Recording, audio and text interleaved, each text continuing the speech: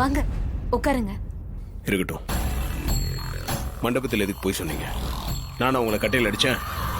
நீங்களும் ரேவதியை லவ் பண்றது தெரிஞ்சு உங்க கல்யாணத்துக்கு நான் ஹெல்ப் பண்ணு தானங்க நினைச்சேன். என் மேலேயே பழி போட்டீங்க. சார் அது வந்து இவன் பொய் சொன்னது தப்புதான் சார். நீங்க இவனை கட்டியால அடிக்கலன்னு எனக்கு நல்லாவே தெரியும். அப்புறம் ஏங்க அவர் போய் சொன்னாரு? அதால மண்டபத்தில் எவ்வளவு பிரச்சனை ஆச்சுன்னு உங்களுக்கே தெரியும்ல. என் மேல அவ்வளவு நம்பிக்கை வச்சிருந்தாங்க. அதெல்லாம் ஒரே நிமிஷத்துல ஒண்ணு இல்லைன்னு ஆக்கிட்டாரு. சார் நாங்களா பழி போடல சார், போட சொன்னாங்க. பழி போட சொன்னாங்களா? யாரு? அந்த சிவனாண்டி தான் எங்களை இப்படி சொல்ல சொன்னாரு சார். சிவனாண்டியா? அந்த ஆளு எதுக்கு அப்படி சொல்ல சொன்னா?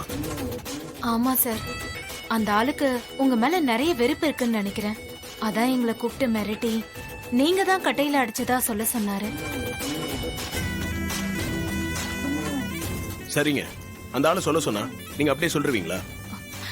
சாரி சார், எங்களுக்கு வேற வழி இல்ல. அவரு மிரட்டினாரா, அதனாலதான். மிரட்டினானா? அவன் எதுக்கு உங்களை மிரட்டுறான்? அவர் சொல்லித்தர மாதிரி நாங்க சொல்லலன்னா எனக்கும் இவனுக்கும் கள்ளத்தொடர்பு இருக்கிறதா சொல்லி எல்லாரையும் நம்ப வச்சிருவேன்னு மிரட்டினாரு சார். இவன் எனக்கு பையன் மாதிரி சார். இவனோட அப்படி என்ன சேர்த்து பேசுவேன்னு சொன்னதும் நான் ரொம்ப பயந்துட்டேன் சார். சார் அவர் உங்க ஊர்ல பெரிய புள்ளி. அவர் சொன்னா உங்க ஊரே நம்பும். ஏ சாமுண்டீஸ்வரி ரேவதி கூட நம்புவாங்க. அப்புறம் இந்த கல்யாணம் நடக்காமலே போயிடும் சார். அதனாலதான் வேற வழி இல்லாம போய் சொன்னோம். ஆமா சார், நாங்க மான மரியாதைக்கு கட்டுப்பட்டு வாழ்றவங்க. எங்க மேல இப்படி ஒரு பைசல் வந்தா அதை கேட்டுக்கிட்டு நாங்க எப்படி சார் உயிர் வாழ முடியும்? அதான் மனசை கல்லாக்கிக்கிட்டு நீங்க தான் கட்டையால் அடிச்சிங்கன்னு போய் சொன்னேன். ஃபங்க்ஷன் முடிஞ்சதுக்கு அப்புறம் உங்ககிட்ட இந்த உண்மையெல்லாம் நாங்க சொல்லலாம் தான் இருந்தோம். அதுக்குள்ள நீங்களே வந்துட்டீங்க.